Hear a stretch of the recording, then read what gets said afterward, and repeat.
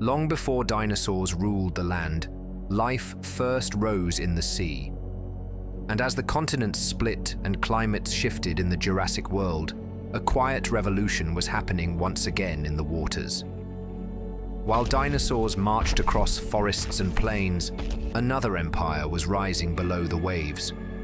Ancient reptiles, descendants of creatures that had once crawled onto land, were returning to the oceans, and they were changing the balance of life with every stroke of their flippers. This was the return to the oceans. It began with a shift in the Earth itself. As Pangaea fragmented, new coastlines formed. Shallow seas flooded lowlands. Warm currents spread through newly connected marine corridors. These coastal zones became ideal environments for the evolution of marine reptiles.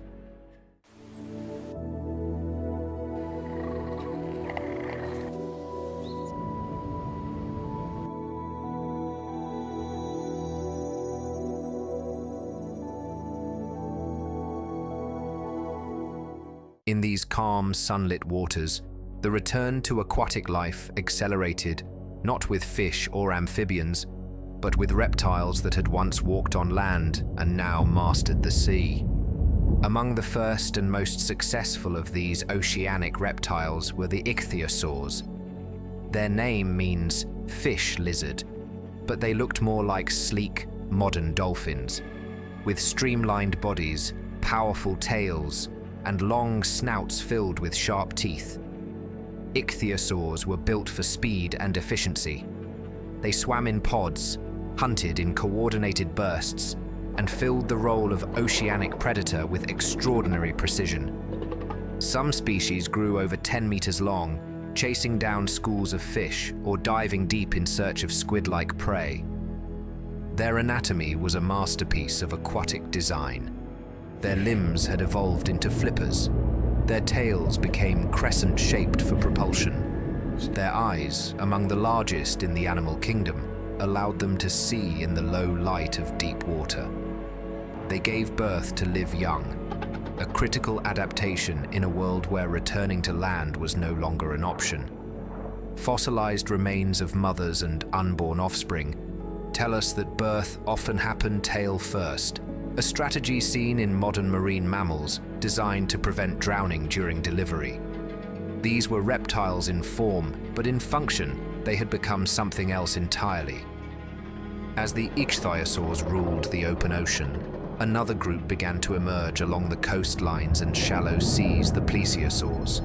With broad, flat bodies, paddle-like limbs, and long necks in some species, plesiosaurs moved through the water with slow, graceful strokes. They didn't rely on speed, they relied on precision. Their long necks allowed them to sneak up on prey or strike from unexpected angles. Some species, like elasmosaurs, had necks that stretched longer than their bodies. Others, like pliosaurs, developed shorter necks and massive heads, evolving into the dominant ambush predators of the nearshore world. Plesiosaurs were not clumsy swimmers. Despite their odd proportions, their four powerful flippers moved in coordination, allowing for agile, almost bird-like motion through the water. They were the ballet dancers of the Jurassic seas, not built for long chases, but for explosive bursts and tight maneuvering. Their jaws, filled with pointed teeth, were perfect for catching fish and small cephalopods. And like ichthyosaurs, they gave birth to live-young evidence that they were fully committed to life at sea. The return to the oceans did not stop with these two groups. Others followed. Marine crocodilians began adapting to coastal hunting. Turtles evolved streamlined shells for swimming. And in the seafloor sediments, invertebrates like ammonites and belemnites flourished, spinning, darting, hiding. The oceans were becoming as complex and dangerous as the forests above. With predators came prey. Fish populations expanded in both diversity and abundance. Armored fish gave way to sleeker, faster swimmers. Filter feeders evolved to exploit plankton blooms. Reefs built by sponges and algae hosted entire ecosystems of small crustaceans, echinoderms, and mollusks. The food web below the surface became just as intricate as that on land. Energy flowed through every level, from microscopic plankton to massive plesiosaurs. These oceans were not uniform. Each region offered something different. In the warm, shallow seas that covered much of Europe, rich fossil beds now reveal communities of plesiosaurs, ammonites, and marine crocodiles. In deeper waters off the coasts of what is now North America, ichthyosaurs prowled the depths. Along volcanic archipelagos, hot vents released mineral-rich fluids that attracted unique life forms. Strange ecosystems built around chemistry rather than sunlight. In each of these environments, the returning reptiles adapted, and with each adaptation, they moved farther from their land-dwelling ancestors. But the return to the sea came with challenges. Water conducts heat differently than air. Many marine reptiles developed insulation or behaviors to regulate body temperature. Salt balance had to be maintained. Eyes and ears had to adjust to the pressure and light conditions of deep water. And breathing air while living in the sea meant constant surfacing. This limited diving time and shaped hunting strategies. Everything about their anatomy changed: bones, muscles, senses, until they were no longer creatures of two worlds, but specialists of one. The dominance of marine reptiles reshaped the balance of ocean ecosystems. They became both hunters and indicators of environmental change. When oceans warmed, their range expanded. When sea levels rose or fell, fossil records show migrations, extinctions, and rebounds. They were tightly tied to the health of the marine world, and when disaster struck, as it would in future, mass extinctions, their fate would mirror the oceans themselves. But in the Jurassic, they were thriving. From pole to pole, in lagoons, bays, and open seas, the reptiles had returned to their ancestral home and remade it in their image. They chased, fed, mated, and birthed beneath the waves. They evolved not just to survive the ocean, but to belong to it. The return to the oceans was not a reversal, it was a reinvention. And for tens of millions of years, the sea would belong not to sharks or whales, but to reptiles that once walked the earth and now ruled the deep. Along the edges of ancient continents, where land met sea and rivers spilled into saltwater bays, danger waited beneath the waves. The coastlines of the Jurassic world were rich with life shoals of fish, swarms of cephalopods, coral reefs teeming with color. But this abundance came at a price. Here in the warm shallows, some of the deadliest marine predators the planet had ever known hunted with precision, patience, and overwhelming force. These were the coasts of death, the front lines of survival, where even the largest dinosaurs dared not linger too long. The creatures that ruled these waters were not monsters of myth. They were real.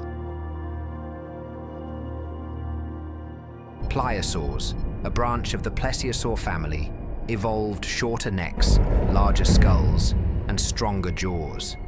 They traded grace for power. They became the top predators of the coastal seas.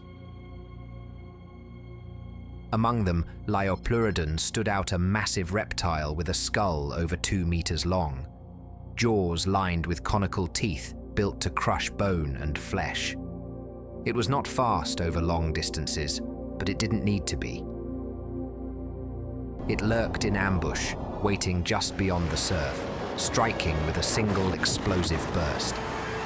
Its prey were often unsuspecting: fish drawn to warm shallows, squid drifting near the reef, or even young marine reptiles returning to feed. Once Liopleurodon attacked, escape was rare.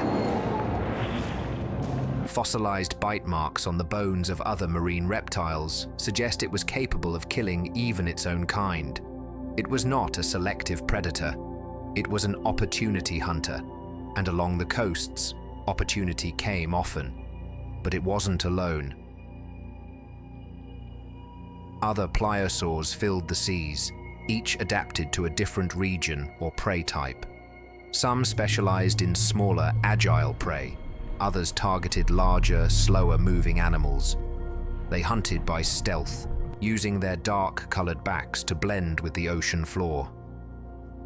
Their flippers propelled them silently through the water. Their eyes, set forward on their skulls, gave them depth perception, a key tool for judging distance in the hunt. The coasts weren't just dangerous because of predators. They were chaotic places, constantly shifting with tides, storms, and sediment.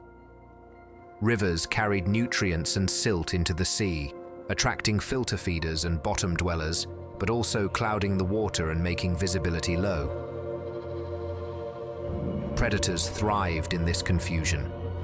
Ambush became easier. Hiding places were plentiful. Reefs and rock outcrops offered both refuge and trap. On the shoreline, scavengers waited.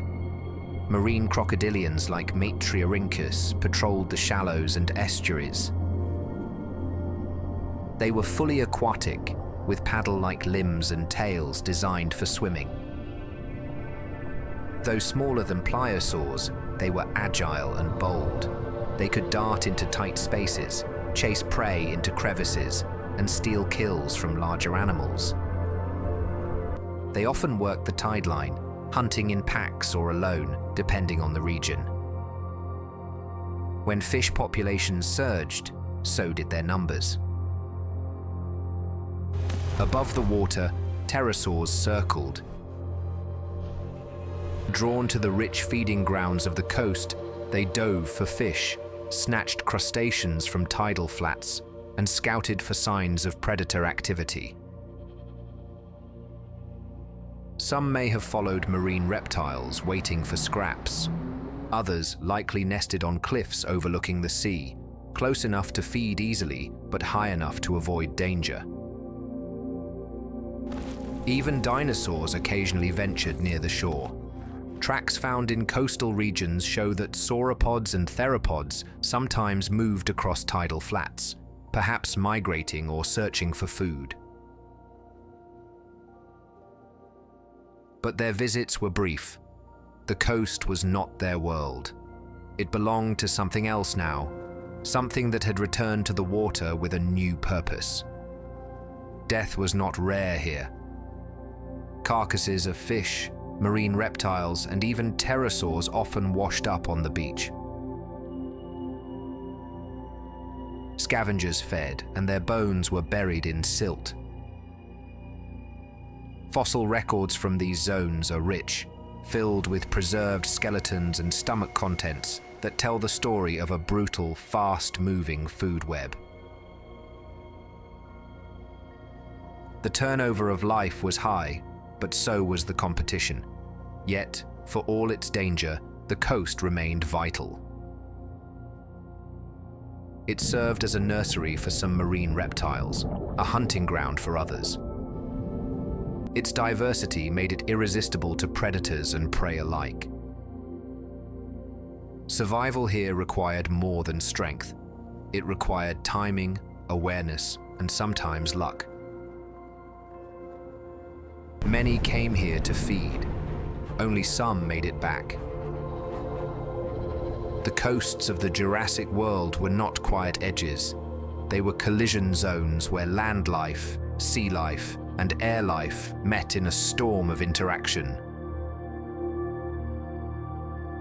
And while the forests echoed with the calls of dinosaurs, the coasts whispered a different message, one of constant threat, constant opportunity, and the relentless rhythm of life and death beneath the waves. Far from the violent coasts and shifting tides, in the heart of the continents, Another realm stretched across the Jurassic world, a realm of vast floodplains, fern prairies, and towering forests. Here, the air was thick with moisture, the ground soft from seasonal rains, and the sun dappled through the branches of conifers and ginkgos. This was not a place of fast ambushes or sudden strikes. This was a world ruled by scale, by presence, and by weight. This was the domain of the inland giants. The most iconic of these inland rulers were the sauropods. Long-necked, four-legged, and colossal in size, they moved across the land in slow procession, like walking ecosystems. They did not run, they did not hunt, they simply consumed, growing larger with every mouthful. Their lives revolved around movement and feeding. From the moment they hatched, survival meant growing fast, staying with the herd and eating without pause. In regions that would one day become North America, Camarasaurus wandered through the floodplains, feeding on mid-level vegetation. Its sturdy build and spoon-shaped teeth made it well-suited for stripping soft plant material from trees. Elsewhere, Diplodocus appeared longer and leaner, with a whip-like tail and peg-like teeth ideal for combing low vegetation.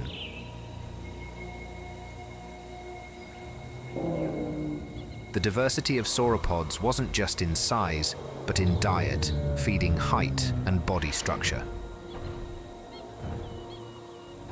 In any given ecosystem, multiple species could live side by side, each browsing different layers of plant life. Their sheer mass shaped the land itself. Their feet, wide and padded, left deep impressions in wet soil, creating natural pathways. Their droppings fertilized the ground. Their movements opened forests, trampled ferns, and encouraged new growth. These inland giants weren't just animals. They were forces of ecological engineering, changing the landscape wherever they passed. To support such enormous bodies, their biology was specialized. Their vertebrae were lightweight, filled with air sacs that reduced weight without sacrificing strength. Their necks could stretch in sweeping arcs, allowing them to reach food without repositioning. Their hearts had to pump blood over 2 stories high, and they did, possibly aided by high blood pressure and unique cardiovascular adaptations. Their lungs worked like those of birds, with a system of air sacs that kept oxygen flowing in one direction, fueling muscles that had to carry tons of weight across miles of terrain.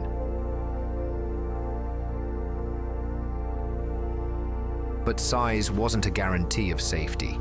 Predators like Allosaurus and Ceratosaurus were evolving alongside them. While adult sauropods were nearly invincible, their young were vulnerable. Fossilized trackways show small juveniles moving within the protective circle of adults, a living barrier against attack. Nesting sites were chosen carefully, often near water, and possibly revisited year after year. Some evidence even hints that sauropods may have migrated seasonally, returning to traditional nesting grounds when conditions were right. The inland environment itself was ever-changing. Seasonal rains could flood entire regions, transforming grasslands into shallow lakes. During dry months, vegetation thinned, forcing herds to move in search of better forage. Droughts, wildfires, and disease were constant threats, and yet these giants endured. Their long lifespans, social behavior, and ability to travel great distances gave them an edge. They were not just survivors, they were long-term residents, deeply tied to the rhythm of the land. They were not alone. Stegosaurs, with their armored backs and spiked tails, browsed lower plants nearby. Small ornithopods darted between trees, alert for danger. Pterosaurs soared overhead, and early mammals scurried underfoot. These inland plains weren't empty spaces. They were dynamic ecosystems, shaped and balanced by the presence of giants. Fossils preserve this world in astonishing detail. Entire sauropod skeletons, fossilized mid-stride, tell stories of death during migration. Trackways crisscross former riverbeds, marking the movement of generations. Petrified forests show the kinds of trees that once fed these animals. Even fossilized nests have been found, offering a glimpse into the beginnings of life for creatures that would one day stretch as long as a school bus.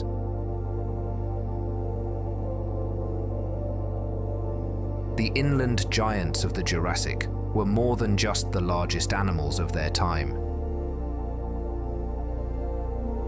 They were the foundation of the ecosystems that depended on them. Every bite they took, every step they made, every offspring they protected, echoed through the web of life. And though they lived far from the crashing waves and coastal hunters, their impact was just as profound. They were the heart of the land, and the land beat in time with their march. Deep beneath the Jurassic oceans, far below the light of the sun, a different world thrived. It was a realm without daylight, without photosynthesis, and without the forests and ferns that shaped life on land. Here, at the bottom of the sea, heat poured from the Earth's crust, rich in minerals and chemicals. Where tectonic plates pulled apart or collided, superheated water surged from the seafloor, creating clouds of black smoke and shimmering towers of minerals. These were hydrothermal vents, and around them, life had found a way to flourish. In this silent world of crushing pressure and total darkness, ecosystems formed that were unlike anything on the surface. Instead of drawing energy from the sun, these deep-sea communities drew energy from the Earth itself. Microorganisms clustered around the vents, feeding on hydrogen sulfide, methane, and other chemicals released from beneath the crust. They were chemosynthetic, turning chemistry into energy, building the base of a food web that did not need sunlight. These microscopic organisms formed mats on rocks, lived inside the tissues of larger creatures, and floated in superheated plumes. They were the foundation of a strange and ancient food chain, one that may have resembled the earliest life on Earth. Around them gathered an entire community of animals, tube worms with blood-red plumes, clams with armored shells, shrimp that could detect heat rather than light. These creatures clustered in dense colonies, anchored to the rocks that framed the vents. They lived precariously close to water, hot enough to boil, and yet thrived where other life could not survive. Though few fossils survive from deep-sea environments, evidence suggests that such hydrothermal ecosystems existed even in the Jurassic. Fragments of vent structures, mineralized tubes, and chemical signatures in rock hint at ancient communities built around these undersea oases. Their presence challenges the idea that all life during the age of dinosaurs was confined to the sunlit world above. Below the waves, another kind of life, quiet, alien, enduring, carried on in the shadows. These deep ocean ecosystems were isolated, but they were not disconnected. Dead organisms from the upper ocean rained down as marine snow, a constant drift of organic particles that fed scavengers in the dark. Currents carried larvae and nutrients between vent sites. When one vent went cold, others opened, and life moved with them. It was a cycle as old as the sea destruction, followed by renewal, collapse, followed by colonization. The creatures that lived near thermal vents faced challenges beyond heat. Pressure at these depths was immense. Temperatures varied wildly from vent openings to surrounding seafloor. And chemical concentrations could spike or vanish within hours. Species adapted to this instability by evolving rapid growth, specialized symbiotic relationships, and extreme tolerance to environmental shifts. Their resilience made them among the hardiest life forms on the planet. Their story also stretches beyond biology. Hydrothermal vents may have played a role in the origin of life itself.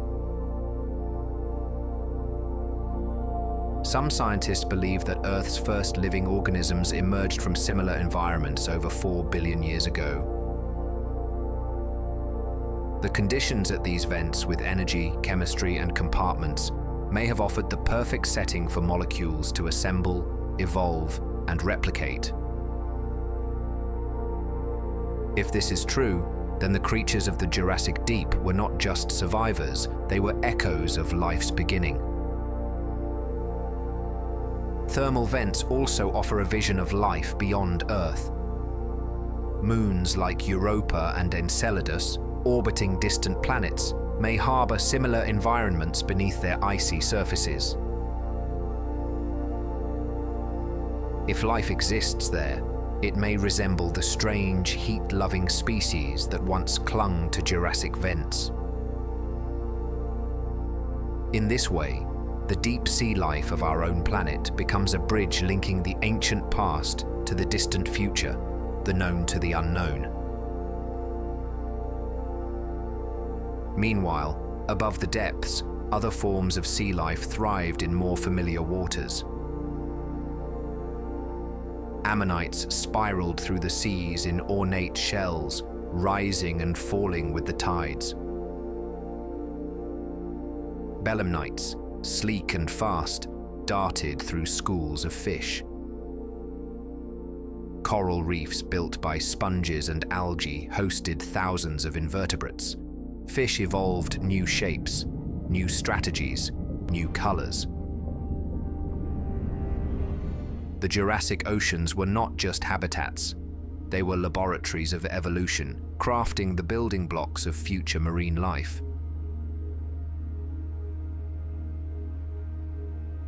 But the vents, hidden in darkness, remained untouched by sunlight. They asked no light from the stars and gave no sound to the waves.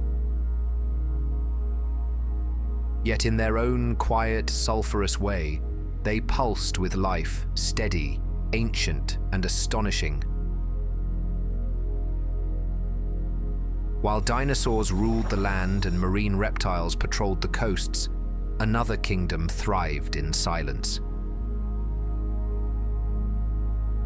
It did not roar or fly. It did not grow tall or run fast. But it endured, fed by the breath of the planet itself. In the deep, life whispered, and that whisper never stopped. In the shadow of towering dinosaurs and the depths of prehistoric oceans, a quieter revolution was unfolding, not with roars or thunderous footsteps, but with the rustle of wings, the hum of flight, and the secret work of tiny architects. During the Jurassic, insects entered a golden age of their own. They multiplied, diversified, and colonized every corner of the planet. While they never reached the size or spectacle of the dinosaurs, their impact on life and ecosystems was profound.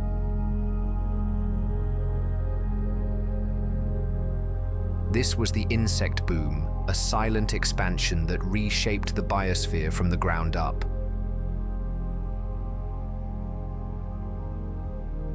The Jurassic climate was warm, humid, and lush, the perfect conditions for insect life to flourish.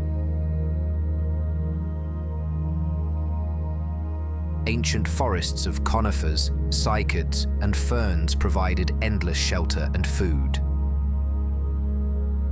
Rivers, swamps, and lakes created stable environments rich in organic material. Here, insects began to evolve in complexity and diversity. Their bodies became more specialized, their behaviors more intricate, and their interactions with plants and animals more influential than ever before. Among the dominant groups were the beetles. Even then, they were abundant and varied, crawling through leaf litter, boring into wood, feeding on decaying matter, fungi, or live plants. Their hardened wing cases offered protection, allowing them to exploit tough environments.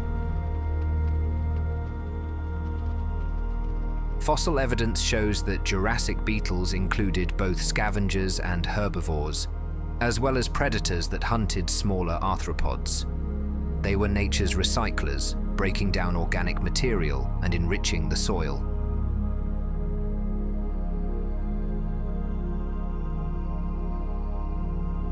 Dragonflies, another ancient lineage, ruled the skies. With wingspans up to 30 centimeters and powerful flight muscles, they were agile aerial hunters. They patrolled the edges of lakes and rivers, preying on smaller insects, their large compound eyes providing a wide field of vision. Their aquatic nymphs lived in freshwater habitats, making them key indicators of healthy ecosystems.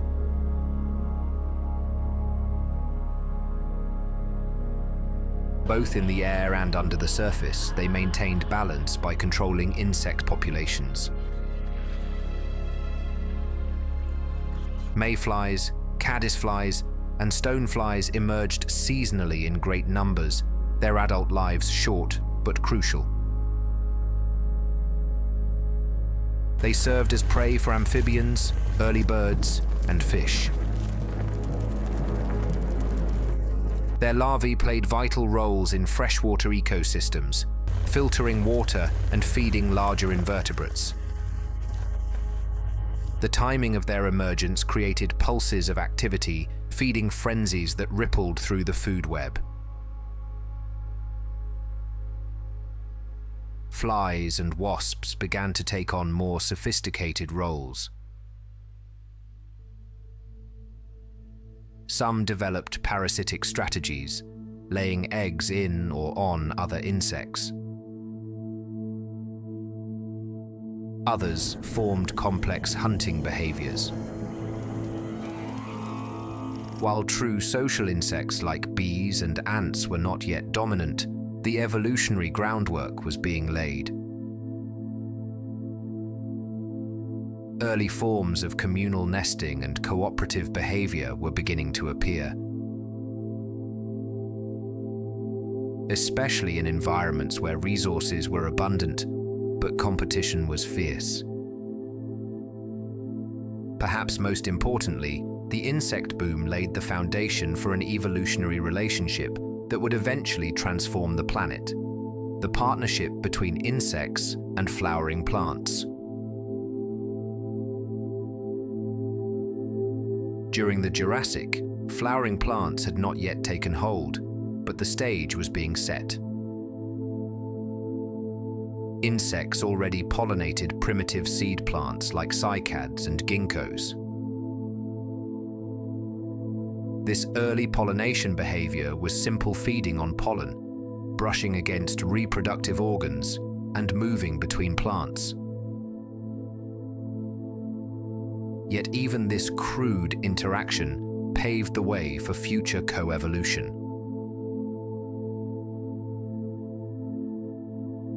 When flowering plants finally arrived in the Cretaceous, insects were ready. But their importance didn't stop at pollination. Jurassic insects also shaped the diets of small vertebrates. Early mammals, tiny and nocturnal, relied on insects for food. Small theropods hunted them as well, snapping at swarms or digging through bark. In turn, insects evolved defenses, camouflage, burrowing, flight. Some developed hardened shells, others mimicked twigs or leaves. These arms races of size, speed, and stealth drove innovation on both sides. Insects also influenced the structure of plant communities. As they fed on leaves, tunneled into stems, and carried spores and seeds, they helped shape plant distribution and growth patterns. Their waste returned nutrients to the soil.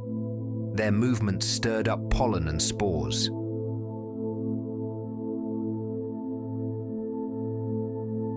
In this way, they acted not only as consumers, but as agents of change connecting organisms across species and kingdoms. Fossil evidence of Jurassic insects comes from amber, shale, and impressions in sedimentary rock. These preserved bodies offer remarkable detail, delicate wings, segmented antennae, even traces of internal organs. They show us that the basic body plans of many modern insect groups were already established. The past and present blur when we look at them, and we realize how ancient and successful these forms truly are.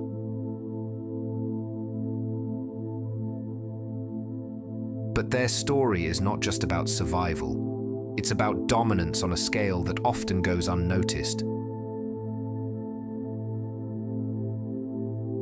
For every dinosaur that walked the land, there were millions of insects shaping the environment beneath it. They built the first complex burrows. They fertilized the first forest floors.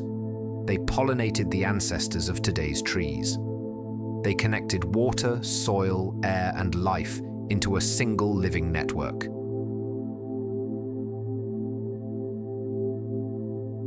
As the Jurassic world grew more complex, it wasn't just the big creatures that defined it. It was the tiny ones too. The ones that hummed, crawled, flew, and vanished into bark and soil. They built no monuments, they left no towering bones. But in every leaf, every droplet, and every breath of wind, their presence could be felt. The insect boom was not a single event, but a quiet surge, steady, unstoppable, and everywhere. And in its wake, the world would never be the same.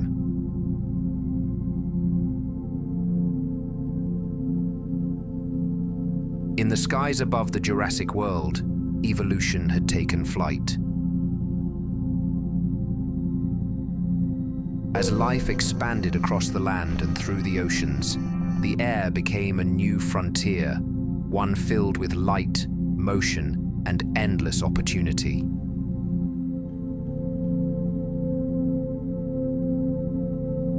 And from this space emerged the aerial hunters, reptiles that mastered flight, stalked from above, and turned the open sky into a hunting ground. These were the pterosaurs, and the Jurassic marked the beginning of their dominance. They were not dinosaurs, though they often lived alongside them. They were a separate branch of the reptile family tree, one that took to the skies with lightweight bones, membranous wings, and elongated skulls. Their wings were formed from a single, massively extended finger, stretched with skin and muscle. This design gave them agility and lift, allowing for gliding, soaring, and in some species, bursts of powered flight. The Jurassic period saw a dramatic expansion in pterosaur diversity. Earlier forms had been small, clumsy gliders, limited to short distances and weak flapping. But now they were transforming. Some developed long tails tipped with diamond-shaped flares to stabilize their flight. Others lost their tails entirely, favoring maneuverability over steadiness. Their bones became thinner and hollow, reducing weight while maintaining strength. Some species began to grow to wingspans, rivaling small aircraft, and yet they remained light enough to take off from the ground or cliffs with a leap and a beat. Dimorphodon was one of the early Jurassic's best-known aerial predators. With a broad skull, powerful jaws, and both sharp and blunt teeth, it could tackle a variety of prey from insects to small vertebrates. Its large eyes helped it see in low light, possibly giving it an edge during dawn and dusk hunts. Despite its awkward-looking proportions, it was an effective flyer, capable of short, flapping bursts to chase or ambush. As the Jurassic progressed, more advanced pterosaurs like Rhamphorhynchus appeared. With longer wings, streamlined skulls, and backward-pointing teeth, they became more specialized fishers. They likely hunted by skimming over water, snatching fish near the surface with incredible precision.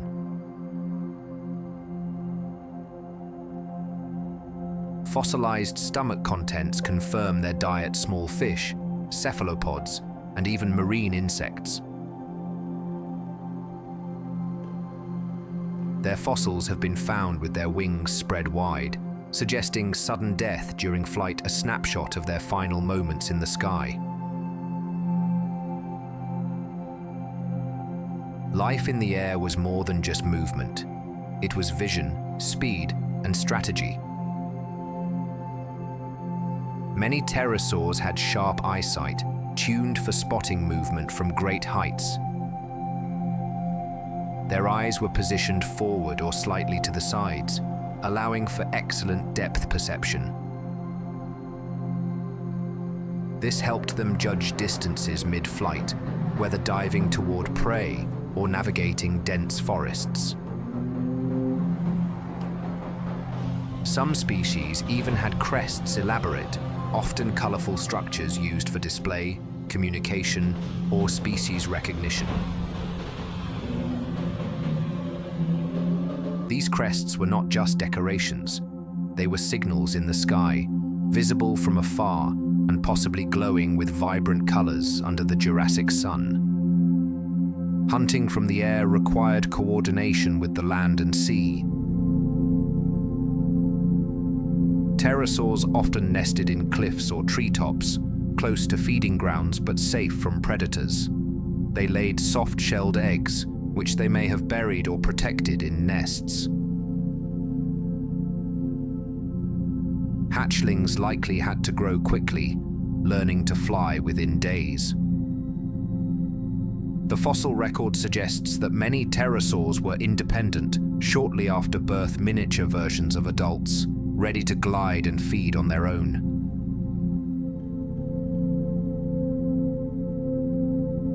Competition in the skies was fierce. Other pterosaurs, early birds, and even some small dinosaurs shared the airspace. Pterosaurs adapted by spreading out into different niches. Some became insect hunters, darting through the trees. Others hunted over open water. Some may have scavenged, feeding on carrion from beached marine reptiles or dinosaur kills.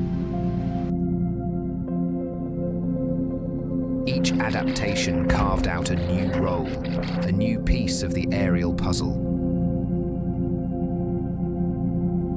The skies of the Jurassic were never empty. They were filled with movement, slow soaring gliders, fast darting predators, flocks migrating along coastlines, and solitary hunters scanning for prey. Below, dinosaurs looked up and saw shadows pass overhead.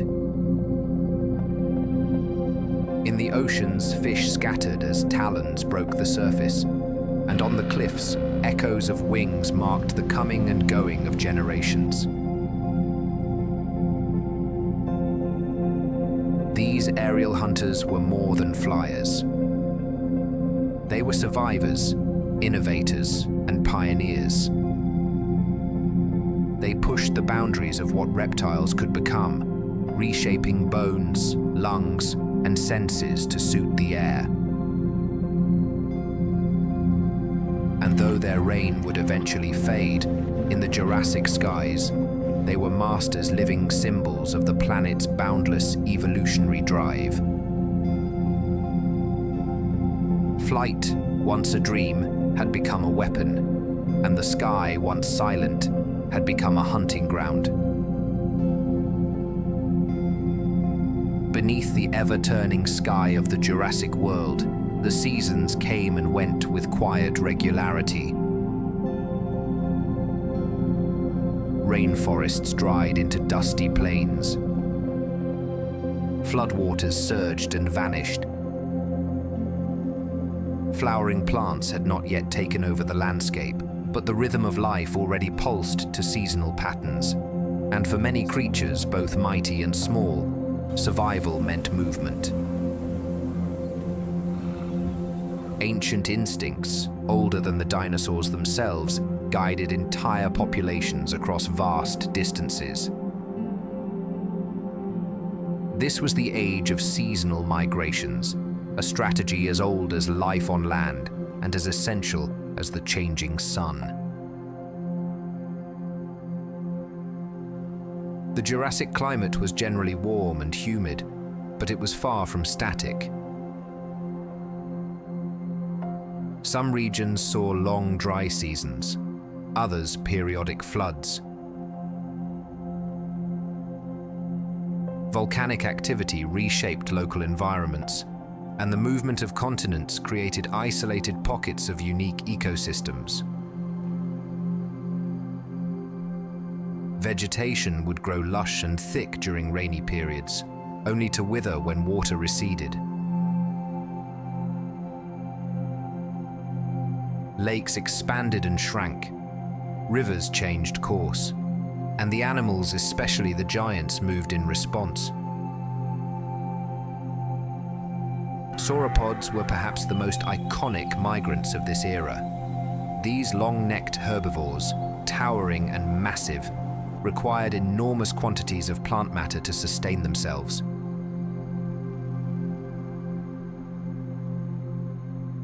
Even the richest forests could be stripped bare by a single herd in a matter of days. Fossils suggest that herds followed ancient paths from feeding grounds to water sources to nesting sites, year after year. Trackways etched into ancient mud revealed directional movement, not random wandering, but purposeful travel. Young dinosaurs walked in the center of the group. Older ones flanked the sides, and at the front, experienced individuals led the way. Along these paths, different species crossed one another. Stegosaurus herds moving between fern prairies, ornithopods trailing the edges of river valleys, theropods following the scent of potential prey. Each migration was a gamble. Food might run out, rivers could dry, predators often lay in wait. But the alternative, staying put and starving, was worse. Migration also meant coordination. Timing was everything. Arriving too early could mean finding a barren landscape. Arriving too late could mean missing the brief explosion of new plant growth.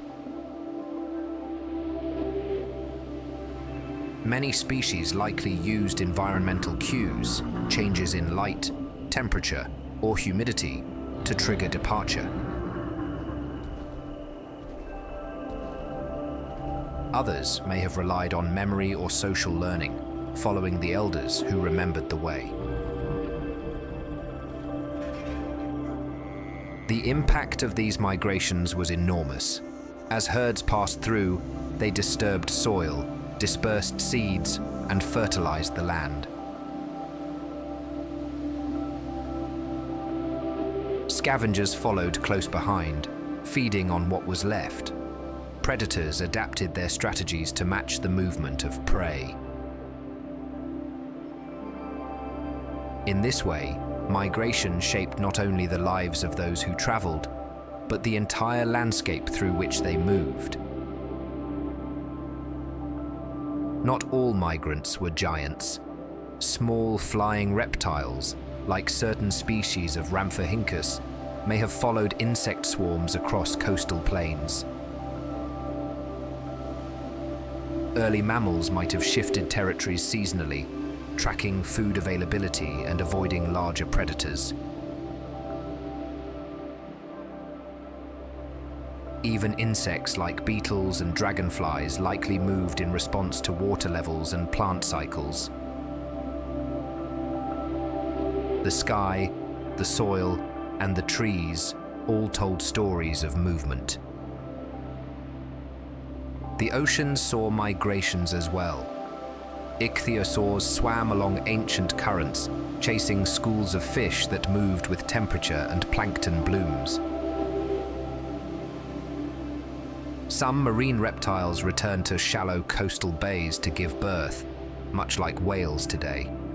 Fossil sites filled with juvenile bones suggest that certain areas were nurseries' protected zones, where young could grow before venturing into deeper waters. Migration also had a reproductive purpose. For many species, returning to ancestral nesting grounds ensured survival of the next generation.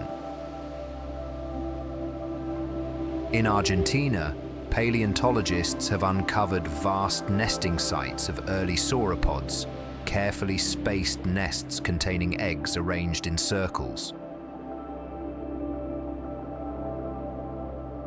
Some sites show repeated use across centuries. Even without maps or language, the instinct to return home was strong. But migration came at a cost. Exhaustion, exposure, and ambush thinned the numbers. Fossils found along ancient migration routes include bones of animals that never made it. Some died in river crossings. Others fell to predators. The journey was as dangerous as it was necessary. Yet every year they came again, driven by a world that demanded movement. These great journeys stitched together ecosystems.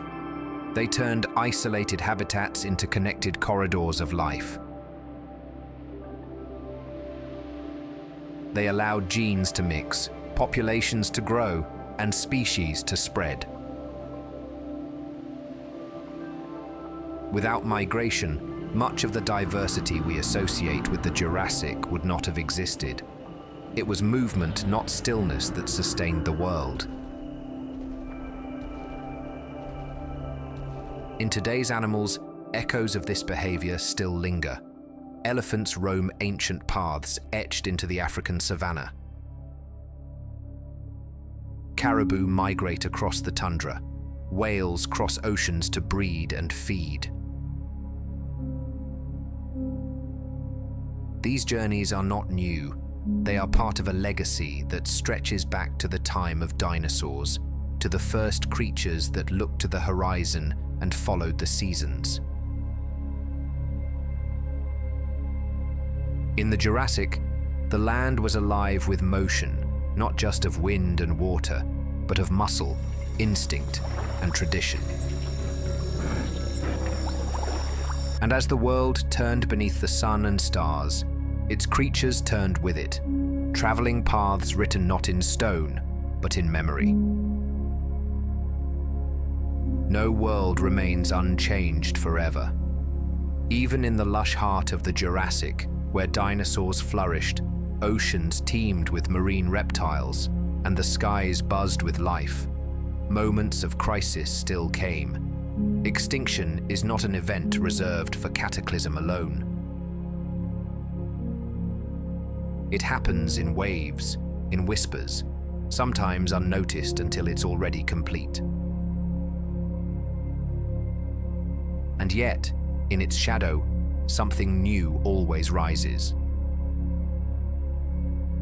The story of the Jurassic is not just a tale of growth and glory, it is also one of extinction and renewal. Throughout the Jurassic, smaller extinction events reshaped life again and again.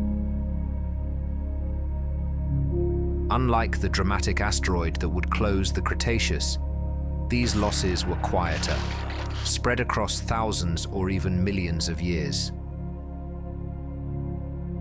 Some were caused by volcanic activity eruptions that filled the skies with ash, changed the climate, and poisoned the oceans. Others stemmed from sea level fluctuations, which turned shallow seas into deserts or drowned coastlines under brackish waters. Changing temperatures could push ecosystems to collapse. Food chains stretched thin could snap. The balance was fragile. In the oceans, many ichthyosaur species declined, losing dominance to newer marine reptiles like plesiosaurs and later mosasaurs. Once masters of the sea, some ichthyosaurs failed to adapt to shifting prey availability or increasing competition. Their streamlined bodies, once an advantage, may have limited their flexibility in changing habitats. Similarly, some ammonites and belemnites, staple prey species, saw localized die-offs as water chemistry altered due to volcanic emissions and changing ocean currents. On land, plant communities shifted in response to climate change. Forests dominated by conifers gave way to more mixed systems. Ferns spread or died back depending on rainfall patterns. These changes affected the herbivores that fed on them, and in turn, the carnivores that hunted those herbivores. Extinction was rarely total, but the composition of life was constantly being rewritten. Some dinosaur species disappeared entirely, while others radiated into the new ecological gaps. Entire lineages of early theropods and primitive sauropods vanished, making room for more specialized forms. Stegosaurus flourished in some regions but disappeared from others, likely pushed out by competitors or environmental pressure. Nature does not grieve, it simply continues. These losses were not signs of failure, they were part of the evolutionary process. Extinction clears the stage for innovation. It forces adaptation, tests survival, and opens space for the unexpected. After each localized crisis, ecosystems rebounded. New species evolved to fit vacant niches. The result was not uniform decline, but transformation. The world changed, and life moved with it. Fossil layers from this period show bursts of diversity following downturns. Invertebrates returned in new forms. Fish evolved more complex jaws.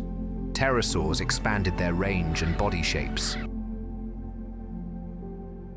Early birds like Archaeopteryx began to emerge in the late Jurassic, feathered, gliding creatures perched at the edge of a new revolution in flight. These weren't just survivors. They were pioneers of the post-crisis world. Mammals, too, benefited from these reshufflings. Still small, nocturnal, and living in the shadows, they found space in the undergrowth and in burrows. When competition from dominant reptilian lineages waned, mammals adapted quickly, diversifying in diet, behavior, and form. Their quiet persistence would pay off millions of years later. The planet itself played an active role in this rhythm of loss and rebirth. The shifting of continents driven by plate tectonics constantly redrew coastlines and mountain ranges. Isolation led to speciation. Reconnection brought competition. Volcanoes both destroyed and fertilized. Rainforests gave way to deserts and then returned. Even mass deaths led to future fertility. Where carcasses decayed, nutrients fed the soil. Where fires burned, new plants sprouted. Destruction became part of the cycle. In the background, atmospheric carbon levels, oxygen concentrations, and global temperatures all fluctuated. These forces, invisible to the eye, had enormous influence. A few degrees of warming could reshape an entire biome. A drop in oxygen could shift the balance in aquatic ecosystems. Every extinction event was part of this greater web of interconnected factors, geological, climatic, and biological. And yet, through it all, life endured. More than that, it innovated. Extinction was not the end of the story. It was a chapter turn. Each species lost made room for dozens more to rise. Each ecosystem collapse planted seeds for new ones. The Jurassic was not just a peak in dinosaur history, it was a proving ground for resilience. This constant renewal is what makes life on Earth extraordinary. No matter how many times it has fallen, it has always risen again. Shaped by struggle, sculpted by time, life refines itself with every blow. Extinction clears the canvas, and evolution begins to paint again, often in brighter, more intricate detail. As the Jurassic drew toward its end, the world was once again changing. Sea levels rose, climates shifted, continents continued to drift. And in this turbulent world, the stage was being set for the next great chapter, the Cretaceous, where flowering plants would bloom, new predators would emerge, and yet more extinctions would carve paths for the future. But for now, the world still thrived. Its oceans, though altered, teemed with life. Its skies, though filled with different wings, still echoed with flight. And its forests, though changed in scent and form, still trembled beneath the feet of giants. Extinction had come, and as always, renewal followed close behind.